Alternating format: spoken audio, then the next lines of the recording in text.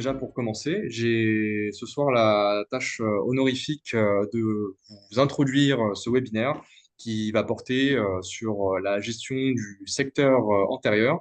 Je suis accompagné ce soir de deux praticiens qu'on ne présente plus, les docteurs Jean-Pierre Gardella et Victor Priol. Pour ma part, je suis Florian et je suis responsable de marketing de la société Southern Impro France. Donc, ce webinaire est présenté en collaboration avec la Surgical Academy, qui est une association de formation qui traite de plusieurs thématiques en chirurgie orale plus ou moins avancée. Et notamment, j'ai le plaisir de vous annoncer qu'à partir de cette fin d'année, l'année prochaine, nous allons commencer à organiser des formations en implantologie pour les débutants. Voilà, donc de bonnes nouvelles sont à venir. Pour vous parler rapidement de la société Southern Implant France, qui sommes-nous? Nous sommes un fournisseur d'implants unique et innovant, axé sur les utilisateurs professionnels qui souhaitent davantage de choix. Notre expertise se base avant tout sur la recherche et le développement de concepts éprouvés, ce qui nous permet de vous offrir toujours plus de solutions de traitement qui améliorent les résultats pour vos patients au quotidien. La société a été créée par ce monsieur que vous voyez là, monsieur Graham Blackbird, en 1987, il y a déjà plus de 37 ans. Et aujourd'hui, nous comptons à travers le monde plus d'une vingtaine de représentants qui ont tous la même mission que nous en France, qui est à fournir des normes de soins exemplaires à vos patients. Pour continuer, alors nous nous concentrons sur le secteur spécialisé des implants haut de gamme, ce qui est vrai à la fois et en même temps pas vrai, puisque nous venons de sortir assez récemment une gamme d'implants à plateforme prothétique unique, le Single Platform One, le SP1, ce qui n'est pas le sujet de ce soir. Vous aurez toute l'occasion de retrouver d'autres webinaires qui en parlent très bien sur notre chaîne YouTube. Toutes nos solutions de traitement sont fabriquées à partir de titane pur de grade 4, sablé à l'alumine, euh, qui offre une résistance exceptionnelle à la fatigue, comme vous pouvez le voir ici sur ce graphique, à plus de 920 mégapascales. La surface, Synergie, qui reste inchangée depuis plus de 25 ans, est elle classée dans les catégories moyennement rugueuses, donc un SA entre 1 à 2 microns, et est obtenue par projection de particules d'alumine euh, et nettoyée avec des solvants inertes pour éliminer les résidus de projection et évidemment éviter les risques d'abrasion au niveau des tissus mous. Nous sommes aujourd'hui l'une des 4 entreprises dans le monde en implantologie à bénéficier d'études de très haut niveau, démontrant l'efficacité de nos solutions sur une période de 5 ans. On se distingue par nos études approfondies et la publication de données fiables, garantissant ce qui est le plus important pour vous, la sécurité et l'efficacité des implants. Aujourd'hui, on se définit comme le partenaire de vos défis quotidiens afin de vous fournir toutes les armes possibles pour vous aider à combattre toutes les restrictions anatomiques, que ce soit à la mandibule ou au maxillaire. Euh, Nous avons une solution pour tout le monde pour traiter toutes les indications en chirurgie orale, de l'esthétique antérieure jusqu'au secteur postérieur, en passant par la réhabilitation de l'édenté complet et en vous fournissant aussi assez d'outils pour vous garantir un flux de travail numérique assez complet, comme vous pouvez le voir parmi toutes les solutions que nous proposons juste en dessous. Comme j'aime à le dire, toutes nos solutions de traitement euh, ne peuvent traiter aucun cas. En fait, si vous voulez, aucun cas ne leur résiste.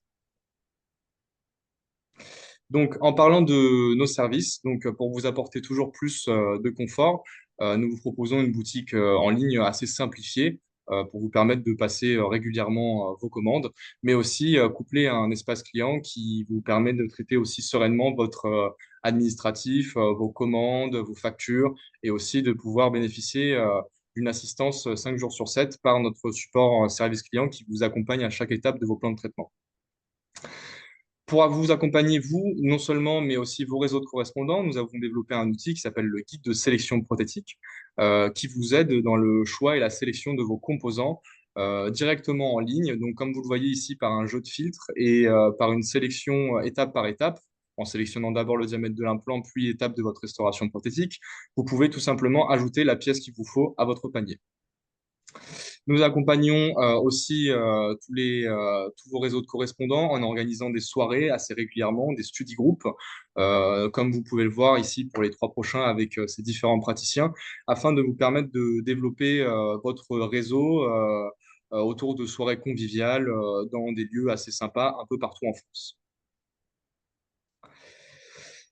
Pour ce qui est de la formation, nous croyons beaucoup en la formation, donc c'est pour cela que nous avons choisi de continuer à proposer les webinaires qui sont un format d'éducation gratuit. Tous les webinaires sont retrouvables sur notre chaîne YouTube et dispo dès le lendemain de chaque événement.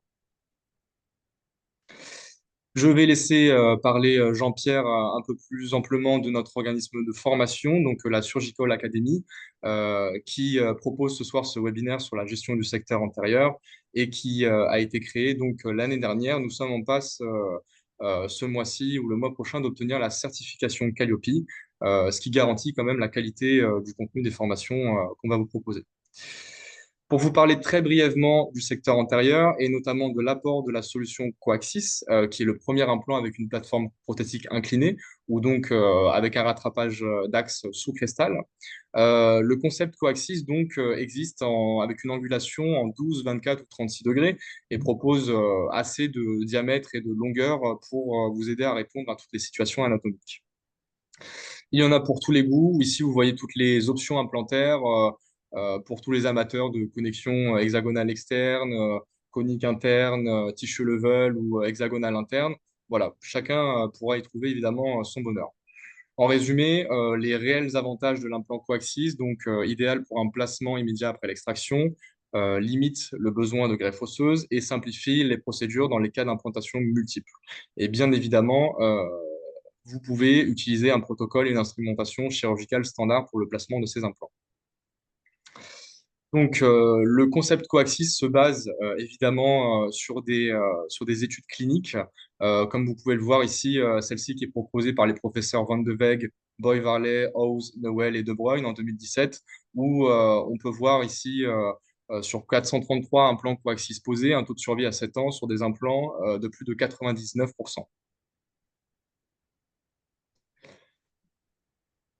Voilà. Donc, je vais maintenant laisser la parole au docteur Gardella et au Victor Priol, qui sont tous les deux basés à Marseille, sur la magnifique avenue du Prado. Et quoi de mieux de les écouter parler d'un sujet qu'ils maîtrisent depuis maintenant tant d'années, du secteur antérieur. Vous pouvez retrouver toutes ces informations sur le site southernimplantfrance.fr et pour ce qui est de la formation, sur notre site siacademy.fr. Voilà, Jean-Pierre et Victor, je vous laisse la parole. Est-ce que j'ai partagé mon écran? Est-ce que il est visible, Florian? Alors, maintenant, il est visible, oui, bien sûr. Juste une petite précision, si vous avez des questions pendant le webinaire, n'hésitez surtout pas à les poser via le module Q&R juste en bas. Jean-Pierre et Victor se feront un plaisir d'y répondre. Et si je peux leur passer le message après les présentations, je le ferai avec grand plaisir. Voilà, je vous laisse la parole. Merci beaucoup, Florian. Bonsoir à tous. Nous sommes particulièrement ravis de participer à ce premier webinaire de l'année qui a pour vocation, et je vais vous en reparler dans quelques instants, de vous inciter, entre guillemets, à venir participer à une formation en présentiel le 4 juillet dans les locaux de Southern Implant à Pertuis, donc dans le sud de la France. Deux mots pour reparler de la Surgical Academy. En fait, d'abord pour vous parler de mon expérience avec Southern Implants. Pour ma part, je travaille avec ces produits depuis maintenant 8 ans, pratiquement 8 ans à la fin de l'année.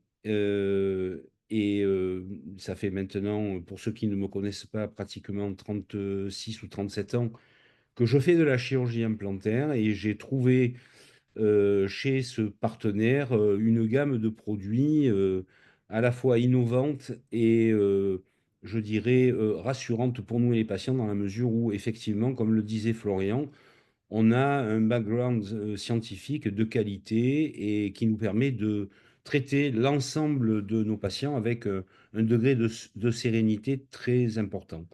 La Surgical Academy, en fait, c'est effectivement une association de formation continue qui, au-delà je dirais, l'apprentissage des produits que fournit Southern Implant, a pour vocation de, je dirais, améliorer vos connaissances et pouvoir traiter, grâce à un certain nombre de formations dont vous voyez un échantillon pour l'année 2025, qui va vous permettre de traiter vos patients avec un taux de succès élevé, en ayant côtoyé lors de ces différentes formations en présentiel des gens qui ont un grand degré d'expérience et qui utilisent les produits de chez Southern depuis un certain nombre d'années.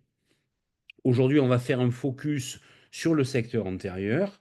C'est un cours que j'aurai le plaisir d'animer avec mon associé Victor Priol, et qui fait partie des sujets qui nous tiennent à cœur, dans la mesure où, évidemment, c'est un petit peu la vitrine du patient et que dans ce contexte-là, il faut évidemment éviter tout déboire, tout problème qui pourrait entraîner une déception de notre part et de la part du patient sur le plan esthétique. Donc, voici en quelques slides le programme de cette formation d'une journée, avec un certain nombre de têtes de chapitre qui seront modifiables en fonction des paramètres que vous allez nous soumettre, puisque les gens qui sont intéressés pour participer à cette formation en présentiel recevront, avant la formation, avant le cours de cette journée, un questionnaire il faudra évidemment compléter et qui vont mettre en évidence les besoins des uns et des autres de façon à ce qu'on ait, Victor et moi, suffisamment de temps pour pouvoir élever ou baisser des curseurs en fonction évidemment des besoins des uns et des autres.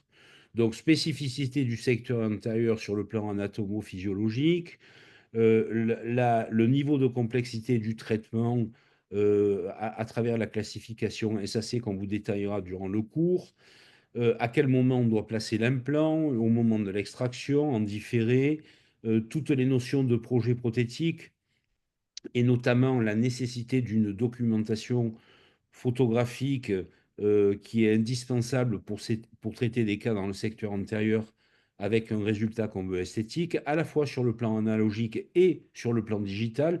Donc cette formation, pour ceux qui n'ont pas encore basculé sur le digital, je pense qu'ils trouveront tout à fait de quoi nourrir, je dirais, le traitement de leur cas ultérieur, parce que les deux aspects des choses, analogique et digital, seront développés durant ce cours. L'intérêt de l'implant coaxis, Florian, merci de l'avoir présenté. On en reparlera dans quelques instants. Et évidemment, c'est un implant qui trouve des indications tout à fait remarquables, d'autant que nous allons axer notre discours sur la nécessité d'arriver en fin de plan de traitement à des restaurations qui sont transvissées pour des raisons que nous développerons durant ce cours. Aujourd'hui, il n'y a plus aucune raison de faire de la prothèse scellée, à la fois pour des raisons mécaniques et pour des raisons biologiques. Donc, on abordera également tout ce qui est extraction atraumatique et préservement de l'effondrement post-extractionnel, à quel moment il faut opter pour une implantation différée. Et puis, on envisagera également les restaurations antérieures, à la fois sur le plan de la temporisation et de la prothèse d'usage. L'après-midi, nous développerons, et c'est surtout Victor qui le fera, une approche plus globale dans le secteur antérieur, où le projet peut concerner à la fois une restauration, voire plusieurs restaurations implantaires et des dents adjacentes, afin de pouvoir répondre aux attentes du patient pour des raisons éminemment esthétiques, avec donc l'extension du projet numérique ou prothétique analogique à la fois sur les dents et les implants. Vous aurez la possibilité, et Victor se fera un plaisir, de faire un petit atelier sur le logiciel SmileCloud et de vous expliquer comment on élabore un mock-up, comment on communique avec le patient, d'abord en 2D puis en 3D, et comment également on communique avec le laboratoire. Durant cet après-midi, vous aurez également, à travers de nombreux cas cliniques, le développement de ce qu'on appelle les thérapeutiques associées, et notamment tout ce qui peut rebondir dans le traitement des secteurs antérieurs en termes d'élongation coronaire qui pourront éventuellement être réalisés avec des guides chirurgicaux, par exemple, ou des éclaircissements afin d'améliorer le substrat des restaurations pelliculaires que Victor a l'habitude de faire sur les dents qui bordent les dentements qu'on va traiter avec une restauration implantoportée. On terminera cette journée sur le plan des présentations avec la problématique de la croissance résiduelle, vous en avez vraisemblablement tous entendu parler, et de l'indication, surtout chez les patients jeunes, des alternatives thérapeutiques et en particulier des bridge cantilever. Mais je laisse le soin à Victor de vous en reparler pardon, à la fin de sa présentation. Alors, pour égayer et pour apporter des réponses à toutes vos questions, nous aurons durant cette journée un certain nombre de sessions vidéo qui vont concerner l'extraction et le positionnement immédiat de l'implant avec ou sans temporisation, que ce soit un implant droit, un implant coaxis, voire un implant invertage. Je ne sais pas si vous connaissez ce concept d'implant qui a été élaboré avec NYU et notamment avec Steve Chou, qui est un implant destiné au traitement de l'extraction et implantation immédiate. Vous aurez également des vidéos sur les techniques d'extraction atraumatique et éventuellement de préservation alvéolaire en cas d'implantation différée. On abordera évidemment la chirurgie à main levée, la chirurgie semi-guidée et totalement guidée. Vous aurez des sessions vidéo concernant les prélèvements des tissus conjonctifs enfouis qu'on a l'habitude de placer sur la face vestibulaire du site où on met l'implant, prélèvement qui s'effectue soit en région palatine, soit en région tubérositaire. Vous aurez également des informations en vidéo sur la socket shield technique. Pour ceux qui ne la connaissent pas, c'est dans certains cas, il y a une indication pour éviter l'effondrement de l'os fasciculaire qui naît, vit et meurt avec le desmodonte. À partir du moment où on extrait une dent, on a obligatoirement un effondrement de la corticale vestibulaire, a fortiori dans le secteur antérieur, et donc on garde une petite partie de la dentine radiculaire pour éviter cet effondrement. Et vous aurez également, et ça c'est quelque chose aussi qui est très très important, des informations sur l'IDR, qui veut dire en anglais Immediate Dental Alveolar Reconstruction, qui est une technique qui a été développée par un clinicien brésilien qui s'appelle Darosa, et qui nous permet, dans certains cas où on n'a plus d'os en vestibulaire après l'extraction, d'éventuellement envisager la mise en place de l'implant conjointement à une greffe qui est à la fois osseuse autogène et muqueuse autogène. On développera ce concept lors du cours le 4 juillet.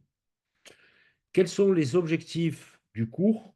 Évidemment, on ne travaille que mieux lorsqu'on connaît l'anatomie et qu'on appréhende de façon correcte la physiopathologie du secteur antérieur et en particulier les fondements post-extractionnels. On vous apprendra également à analyser la situation initiale et à mettre le doigt sur des situations qui sont plus ou moins complexes. On vous donnera également des indications très précises sur les paramètres qu'il y a lieu de lister pour prendre votre bonne décision, implantation immédiate, implantation différée, avec les avantages et les inconvénients. On vous expliquera à travers tous les types d'implants qu'on peut utiliser, comment il faut absolument privilégier la restauration transvissée, d'ailleurs que ce soit dans le secteur antérieur ou ailleurs, et en corollaire l'intérêt de ce fameux implant coaxis dont on n'en parlera que très peu aujourd'hui. Il faudra, dans ces objectifs, que vous ayez en fin de cours la capacité à apprendre, à vous familiariser à la fois sur le raisonnement analogique, on va dire, traitement old school, et vous familiariser, même si vous n'avez pas passé le cap, avec les outils numériques, empreintes numériques, digital smile design, etc., etc. D'être en mesure, grâce à ces outils, qu'ils soient analogiques ou numériques, d'améliorer votre communication avec le patient et le laboratoire. vous verrez que vous serez beaucoup plus performant dans la conversion de vos propositions thérapeutiques et dans, je dirais, le caractère reproductible de vos restaurations en ce qui concerne en particulier le laboratoire.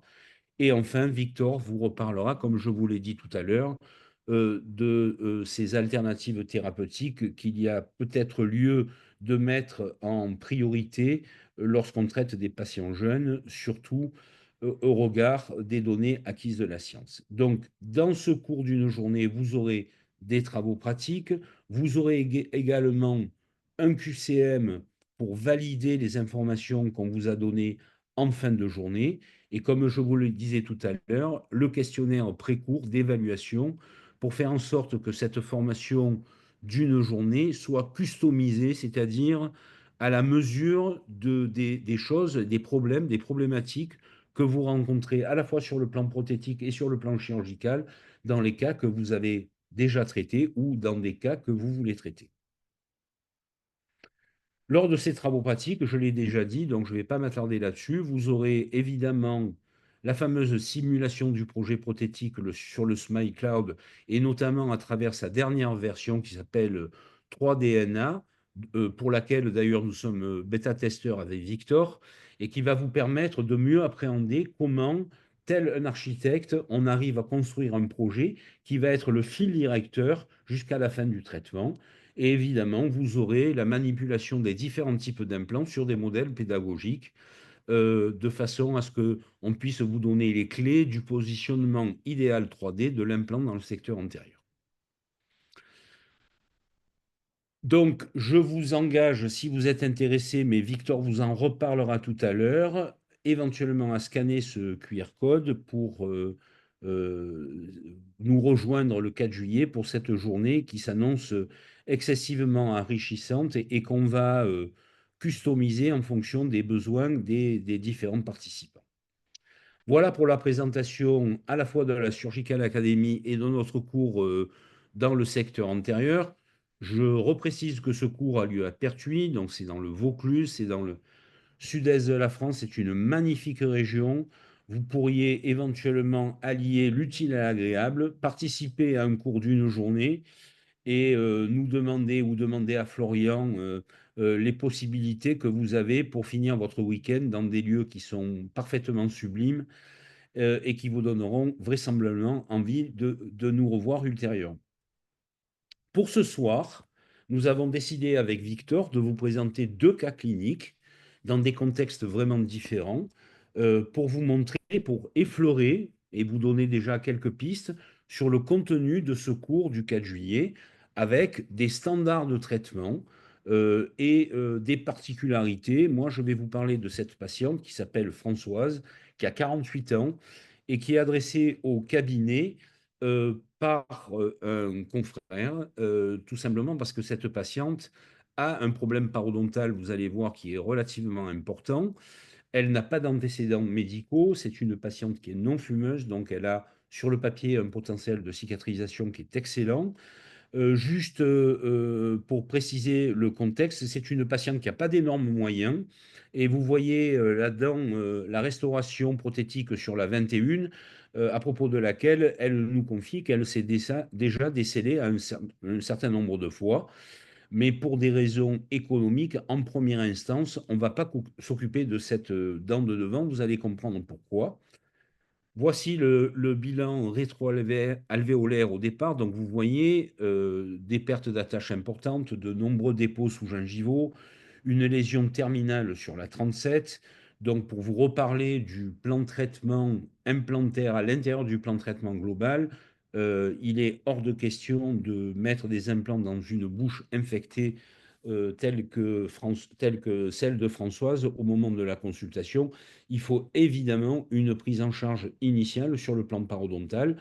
Juste un détail, vous regardez que la restauration sur la 21 est une restauration transitoire, on va dire débordante, on le voit très bien sur la vue clinique, et à propos de laquelle, évidemment, on tient à informer la patiente en lui disant que à tout moment, on peut rencontrer un problème, un redécèlement, voire plus, si mécaniquement cette dent est très sollicitée. Donc voici le charting de départ, beaucoup de plaques, des lésions importantes dans les secteurs postérieurs, une lésion terminale sur la 37. Pour ceux qui s'intéressent à la paro, vous voyez score de plaque qui est vraiment pas bon du tout, un saignement au sondage qui est de 54% au niveau des sites, donc qui est relativement important. Donc vous imaginez bien que la prise en charge initiale de cette patiente, elle va se faire sur le plan parodontal. On est ici à 2 mois et demi ou à 3 mois au terme de la réévaluation. Vous voyez que les indices sont largement améliorés. On a extrait durant la thérapeutique initiale la 37 qui faisait également souffrir la patiente. Et dans l'année et demie qui va suivre, je ne vais pas vous exposer toutes les phases du traitement.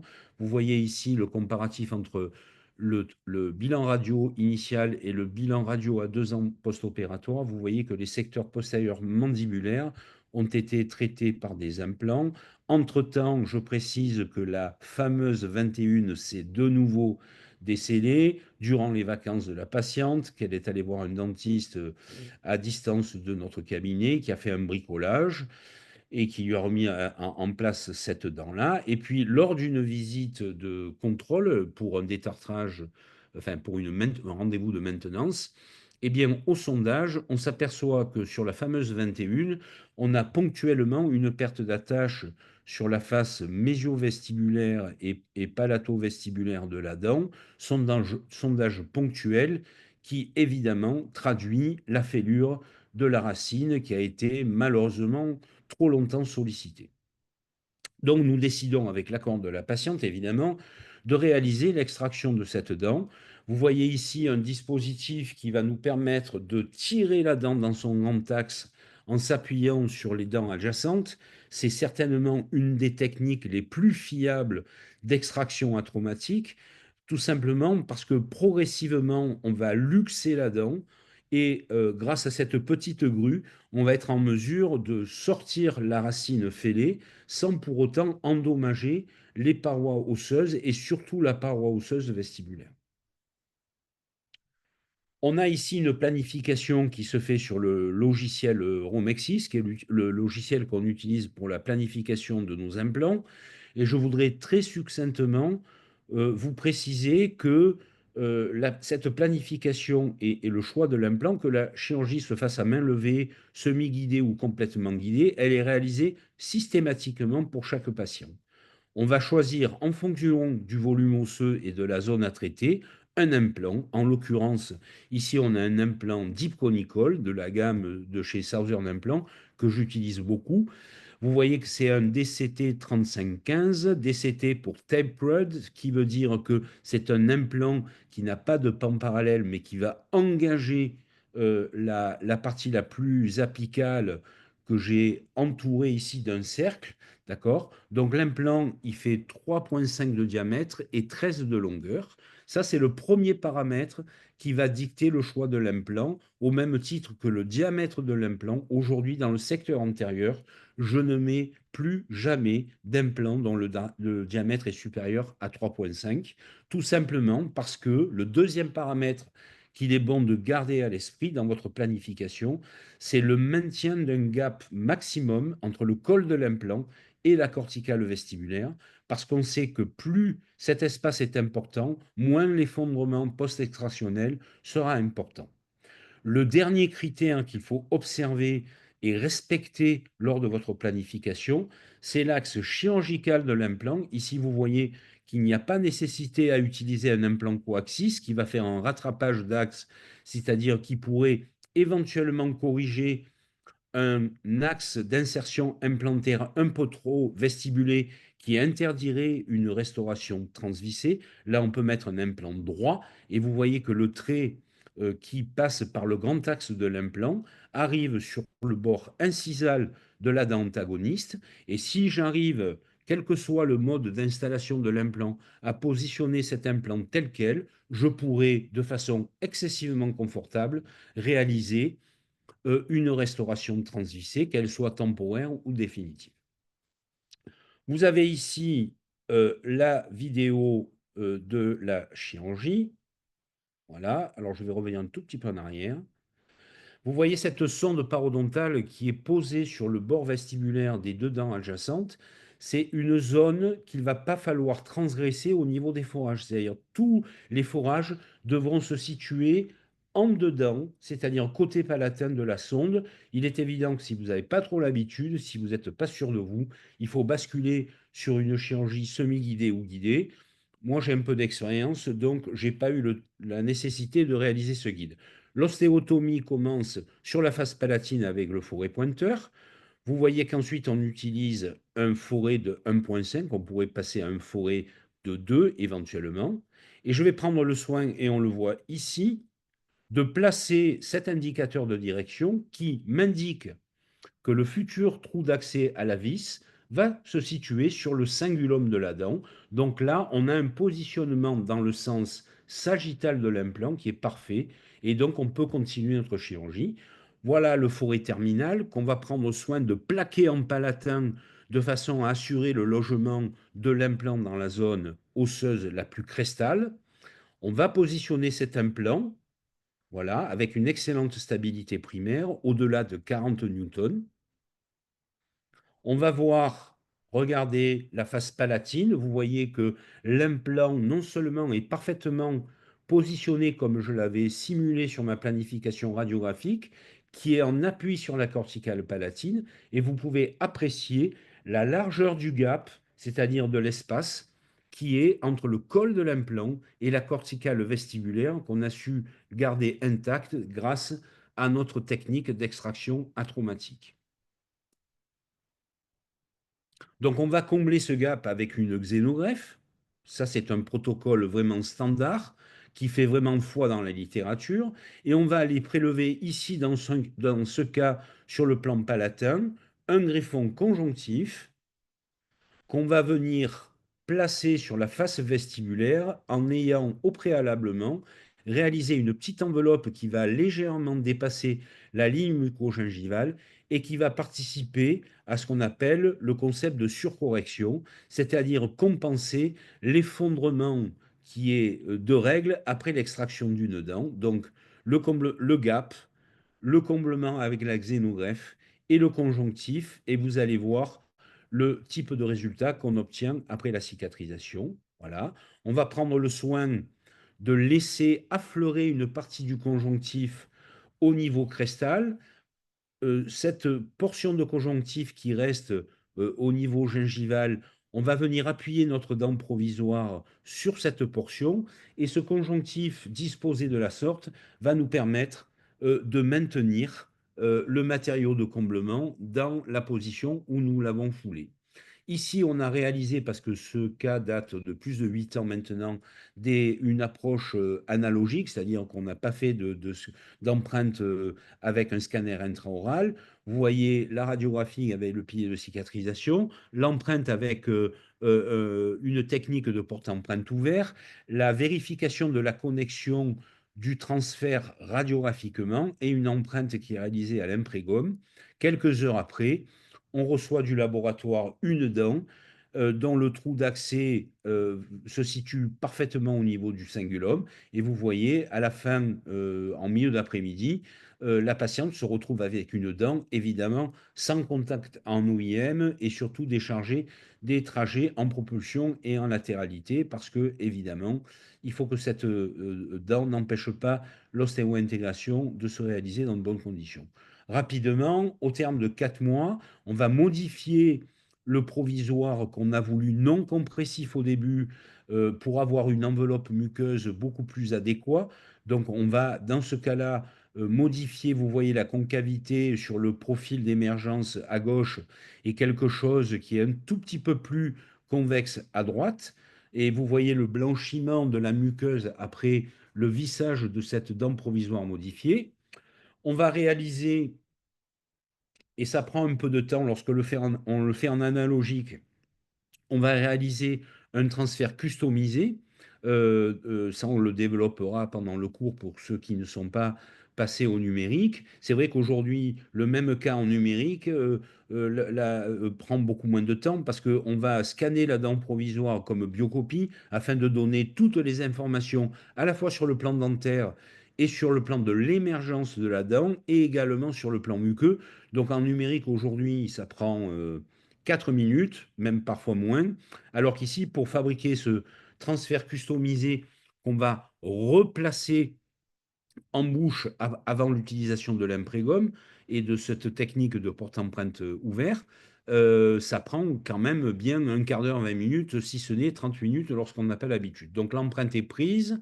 On voit ici qu'on a utilisé au laboratoire un pilier ASC. Pour ceux qui ne savent pas, c'est un pilier qui est vissé dans l'implant avec un tournevis à rotule et qui permet de corriger. Alors là, on n'avait pas besoin de corriger l'axe de l'implant, mais on avait simplement besoin de placer le pilier en zircone un tout petit peu plus palatin pour laisser la possibilité, en l'occurrence à Jean-Marc Etienne à Nancy, laboratoire Oral Design, de bénéficier d'un peu plus de place pour la stratification de la céramique.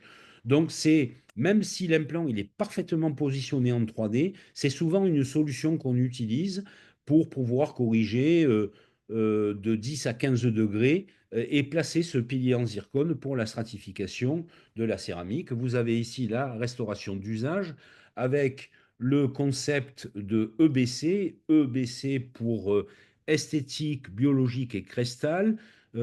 C'est un concept qui a été parfaitement documenté par Ramon Gomez Meda, qui est un type, un clinicien exceptionnel.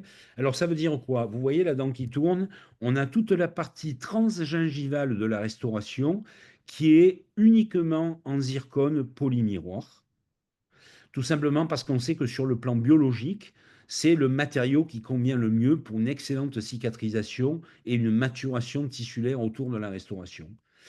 Voilà.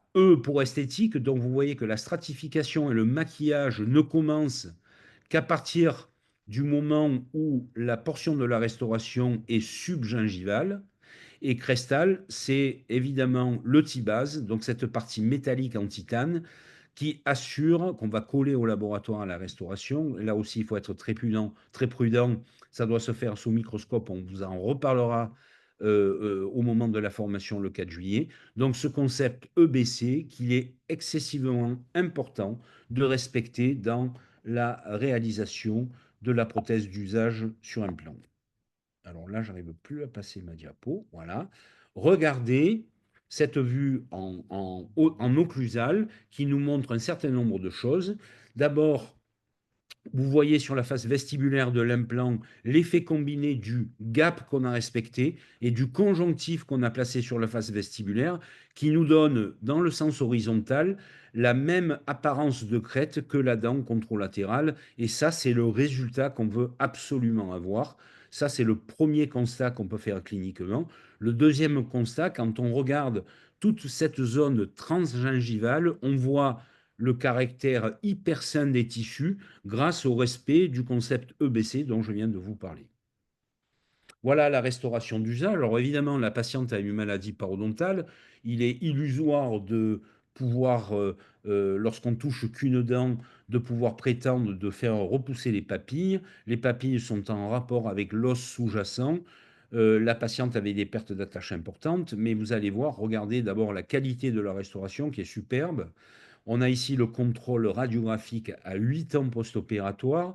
J'ai fait un focus pour vous montrer la rétroalvéolaire au moment où la patiente est venue en consultation et 8 ans plus tard. Regardez à la fois sur le plan parodontal, sur les dents adjacentes, mais également au niveau de l'implant, la parfaite stabilité de l'os crestal, vraisemblablement garantie, on en reparlera pendant le cours, par l'épaisseur du chorion conjonctif qu'on a aménagé autour de la restauration. Et ici, le sourire de la patiente à 8 ans post-opératoire, résultat qui est tout à fait satisfaisant et qui me permet une fois de plus de souligner le magnifique travail réalisé par Jean-Marc au laboratoire. Victor, je vais arrêter de partager mon écran si j'y arrive. J'ai pas ma souris, j'arrive pas à avoir ma souris. Est-ce que vous pouvez supprimer pardon, le partage d'écran? Je n'ai plus ma souris, je ne comprends pas pourquoi. Est-ce que vous pouvez, Florian, vous m'entendez?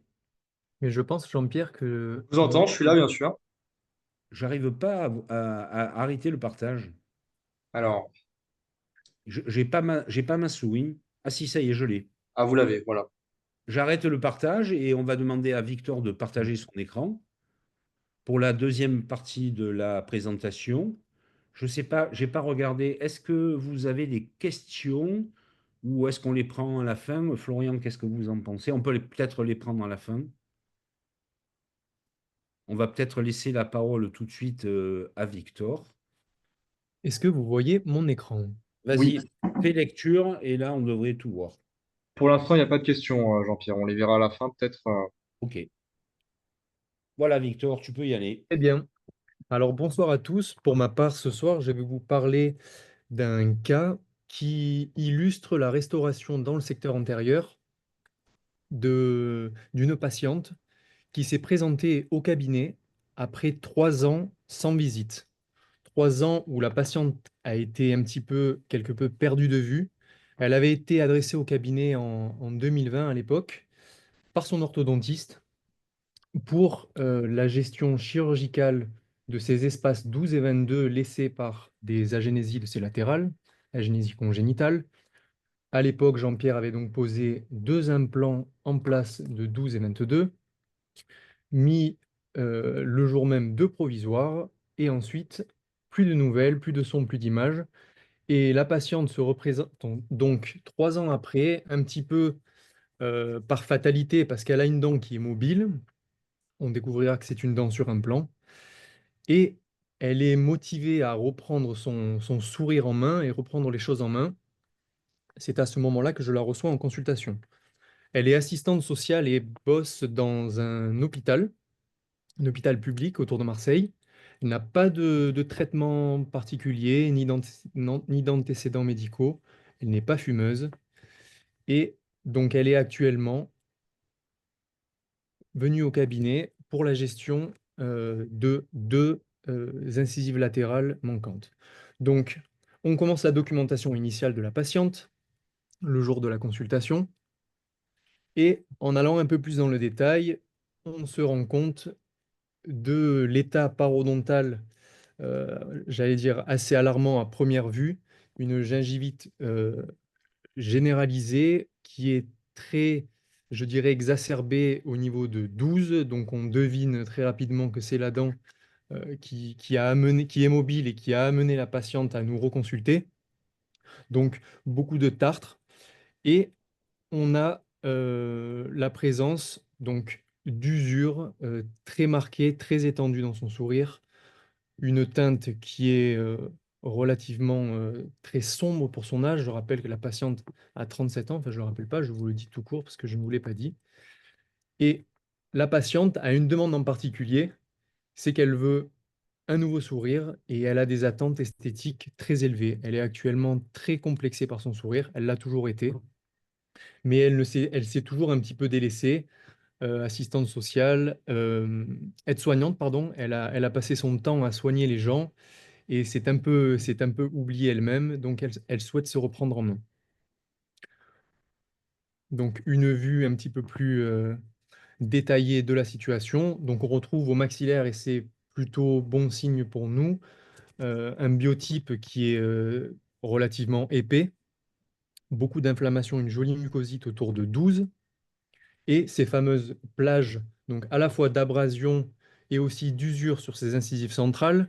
Bon, on a peu de mal à reconnaître tout de même des traces laissées par des instruments rotatifs. Donc c'est un petit peu dommageable, mais souvent les orthodontistes sont peu regardants à ce sujet lorsqu'ils déposent les braquettes. Des vues occlusales qui révèlent de nombreuses restaurations défectueuses dans tous les secteurs, des atteintes carieuses très importantes. Toute cette partie-là ne sera pas détaillée ce soir. Et les restaurations implantoportées provisoires qui sont là depuis 3 ans. Des vues latérales, donc, qui mettent en valeur la fameuse gingivite bien généralisée. Quelques récessions au maxillaire, dont on ne parlera pas ce soir. Et le bilan radiographique initial lors de la consultation qui nous rassure quant à la bonne santé des implants dans le secteur antérieur, de nombreux soins à prévoir dans les secteurs postérieurs, mais toute cette partie-là ne sera évidemment pas détaillée dans le cadre de notre soirée. Concernant l'aspect parodontal, donc on a le bilan parodontal d'une patiente qui n'a pas eu de suivi depuis 3 ans et qui s'est quand même bien négligée sur le point de vue de l'hygiène, donc une parodontite certes débutante de premier stade, de nombreuses récessions, beaucoup de saignements, mais encore une fois, une bonne santé implantaire dans le secteur antérieur. On commence en poursuivant la documentation, toujours par les mêmes étapes, à savoir l'enregistrement de modèles d'études par l'acquisition d'empreintes numériques. Mais avant de passer à la suite, j'aimerais faire un petit retour en arrière, donc en 2020, lorsque la patiente est venue au cabinet la toute première fois, adressée par son orthodontiste, qui avait, comme vous pouvez le voir ici, euh, aménagé et maintenu l'espace au niveau de ses latérales pour que Jean-Pierre puisse aborder dans de bonnes conditions la mise en place d'implants. Ici, vous voyez donc la planification implantaire. Donc, comme l'a souligné Jean-Pierre précédemment, on a dans ce cadre précis des volumes osseux qui sont, pour une patiente avec des agénésies de latérales, tout de même très satisfaisants, et c'est assez rare pour le souligner. On retrouve plus souvent dans ce type de cas des concavités très marquées au niveau des espaces avec les agénésies. Et comme vous pouvez le voir, il y a peu de place pour l'erreur, et obligatoirement, on utilise des implants de petit diamètre ici. Ce sont des 3.0, donc encore plus petits que l'implant que Jean-Pierre a utilisé dans le cas précédent. C'est une chirurgie qui, pour on va dire, un praticien débutant, sera plus abordable en chirurgie semi-guidée, voire totalement guidée. Ici, Jean-Pierre, par son expérience, peut se passer de guide, mais nous verrons, et on pourra en discuter lors de la formation, comment aborder ce type de cas avec des guides, que ce soit dans la planification jusqu'à la réalisation finale. Ici, la patiente juste avant la chirurgie,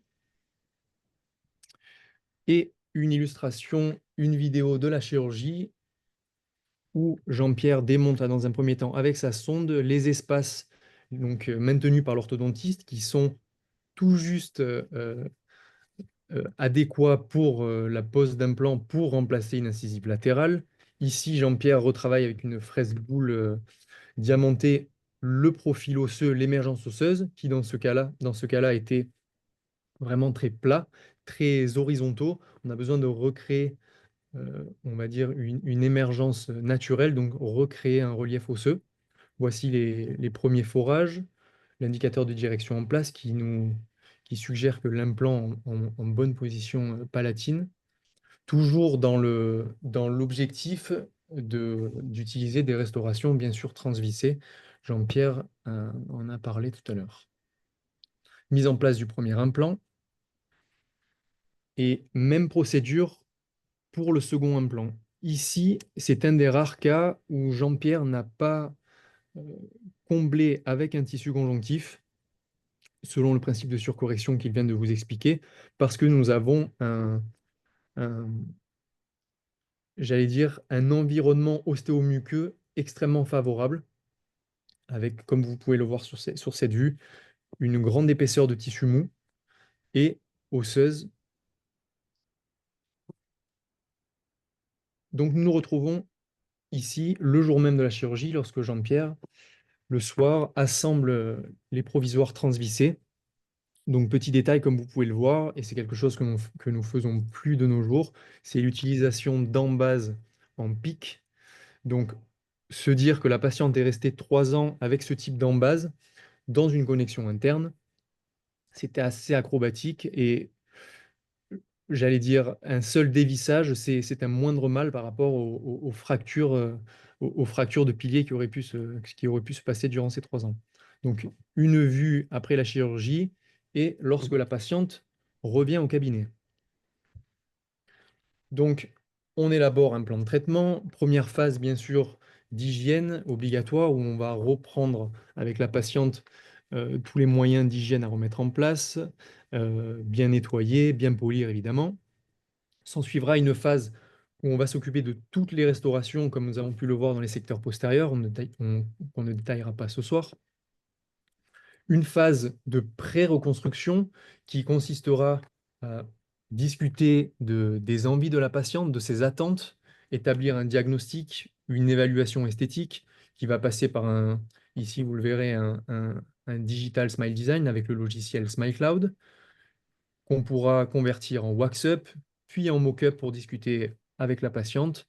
Et enfin, une fois les discussions abouties et qu'on a trouvé un accord commun, passer sur la phase de restauration où nous avons choisi chez cette patiente de réaliser 4 facettes stratifiées sur ses centrales et canines et 2 restaurations implantoportées transvissées sur les latérales. Donc, les soins postérieurs de restauration avançant, on commence à se lancer dans le secteur antérieur où nous réalisons dans la majorité des cas, et surtout dans ce cas précis où la patiente présente un substrat euh, très sombre, une équilibration et une harmonisation de teintes. Donc ici, avec un peroxyde de carbamide à 10%. Ici, vous avez le résultat à 23 nuits. Donc, comme vous pouvez le deviner, ça a été un éclaircissement très fastidieux pour la patiente du fait de ses nombreuses usures et de son émail très fin. Elle a eu de très grosses sensibilités qui ont rendu les choses assez longues, mais on a géré ça tout doucement, sûrement. On a pu gagner un petit peu en termes de teinte, mais on sait que dans un cas pareil, l'amélioration globale de teinte sera réalisée avec les restaurations. Nous sommes donc pendant l'éclaircissement et la patiente appelle au cabinet un lundi en nous disant que sa dent est tombée. Donc on se dit, bon, nous l'avons revissée, elle est retombée, elle s'est cassée. Et il s'agit finalement de l'autre restauration implantaire qui, pour le coup, s'est vraiment fracturée entre la base en pic et la restauration PMMA. Donc, j'appelle au laboratoire, je fais venir la patiente et je fais réaliser dans la journée sans, j'allais dire, sans aucune prétention d'esthétique et de projet pour le moment, mais simplement j'ai demandé au laboratoire, avec ce qu'il avait en stock au niveau des bases titanes, de réaliser 2 restaurations PMMA transvissées pour que la patiente puisse rester et qu'on puisse avancer dans le projet avec 2 restaurations. On passe donc ensuite à la phase de diagnostic et de smile design avec la patiente. Donc pour remettre les choses dans leur contexte, nous avons ici une patiente qui est très demandeuse sur le plan esthétique, une teinte très sombre, des dents très usées avec beaucoup de volume perdu, que ce soit sur la face vestibulaire ou au niveau du bord libre.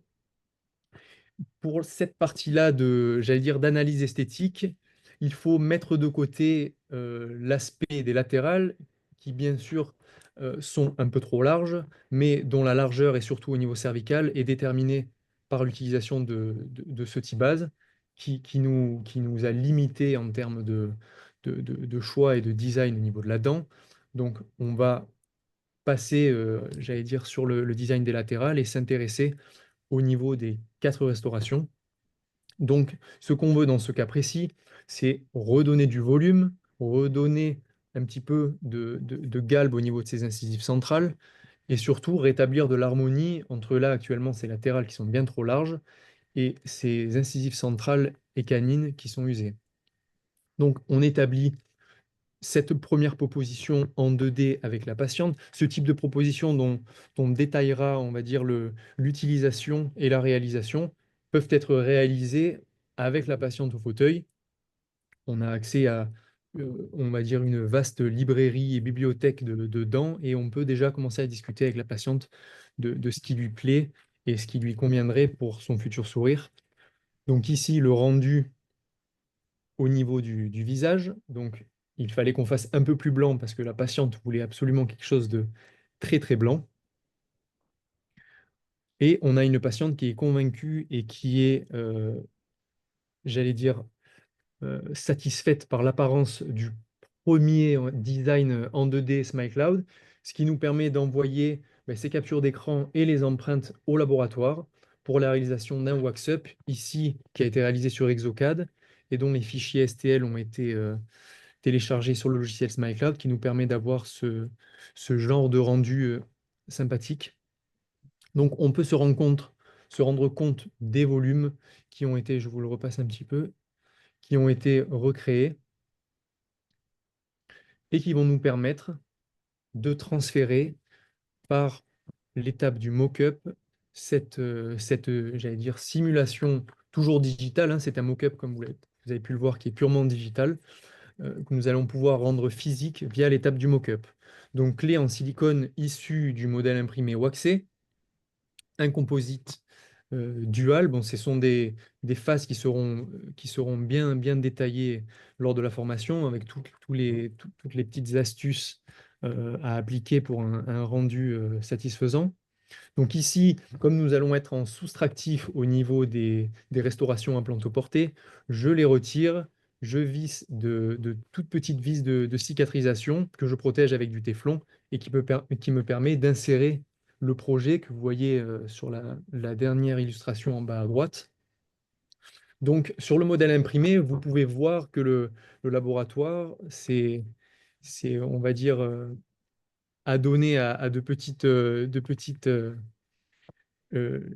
j'allais dire, un petit design, une petite touche personnelle, bon, que je n'avais pas demandé particulièrement au niveau du bord incisal, une petite animation.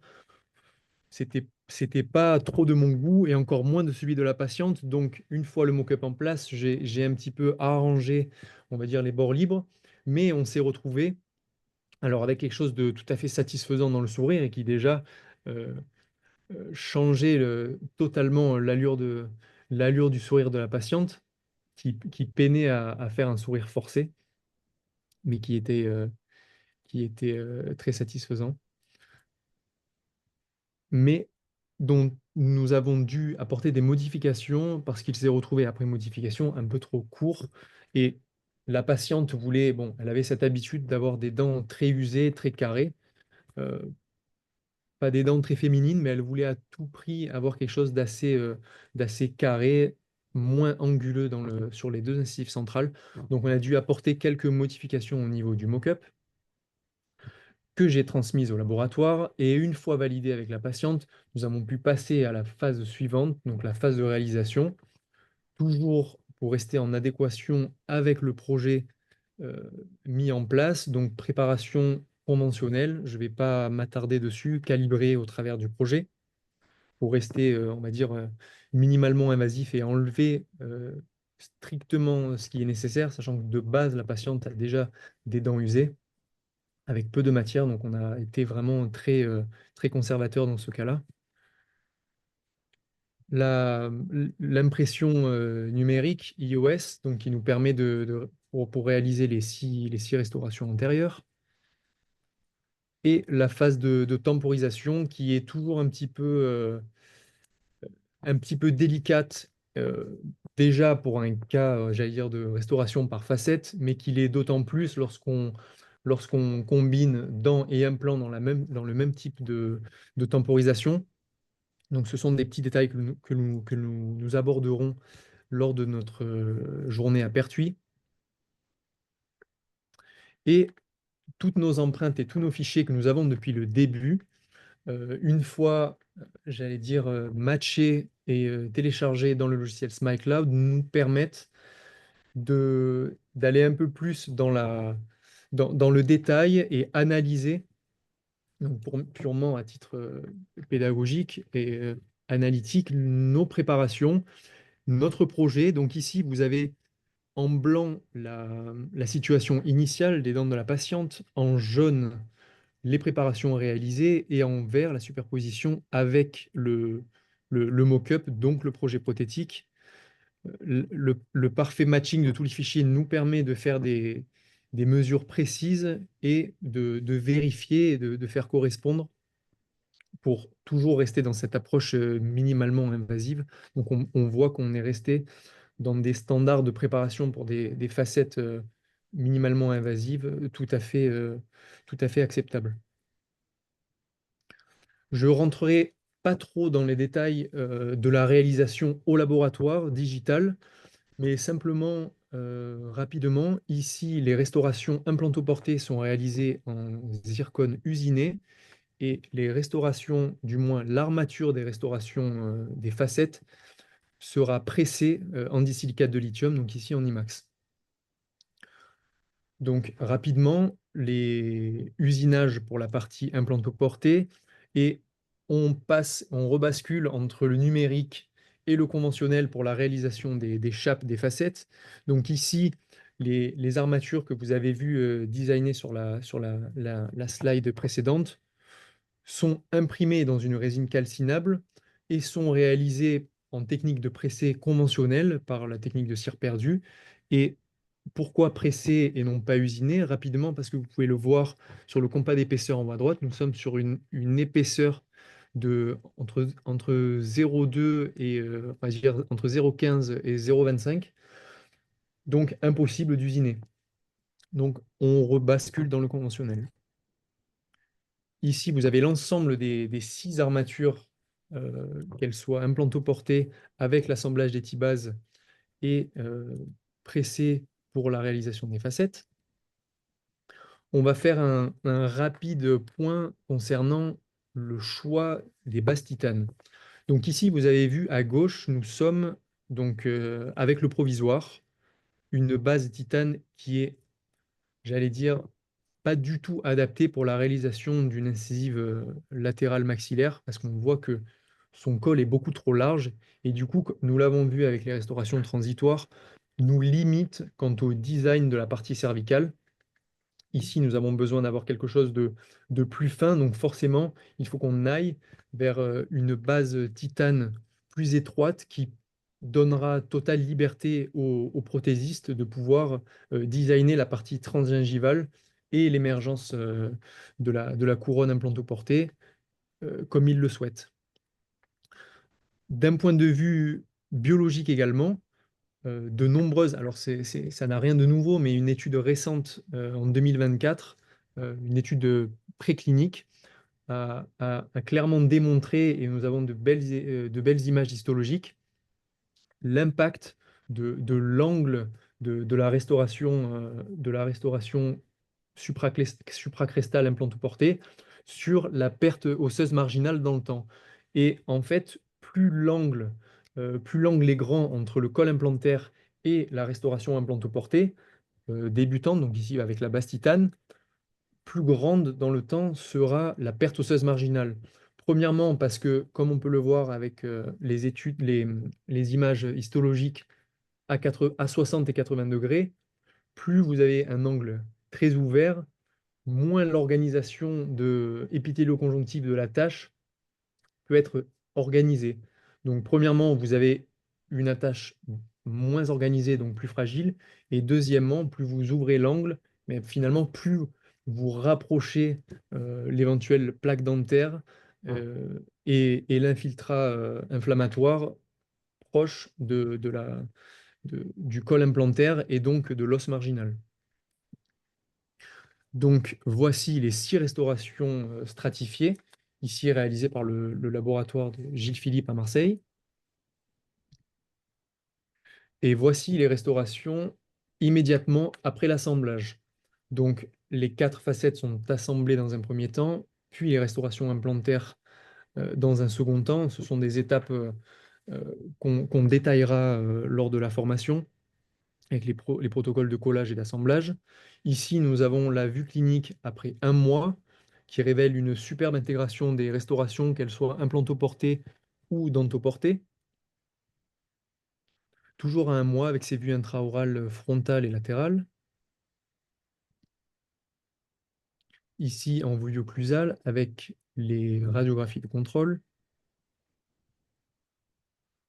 Et le sourire de la patiente, qui apparaît absolument métamorphosé et qui est ravie du résultat.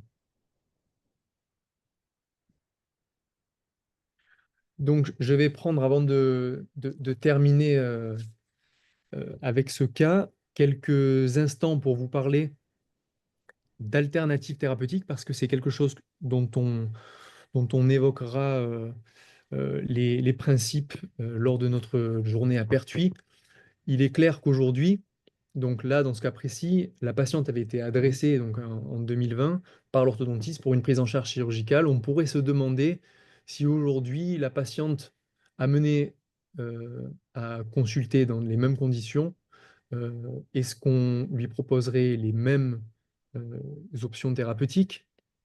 Parce on peut voir, et c'est pas nouveau, mais les articles se multiplient concernant la croissance résiduelle, d'autant plus chez les patients jeunes, chez les patients de sexe féminin, que c'est un réel, j'allais dire, problème. Et on peut le voir de nos jours avec Jean-Pierre, de nombreux patients et patientes, et de tous âges d'ailleurs, présente à moindre mesure, après 10, 15, 20 ans, eh bien, ces, ces- ces petits désordres esthétiques qui sont liés à la croissance résiduelle, qui peut survenir finalement, et certains articles le montrent, à tous âges.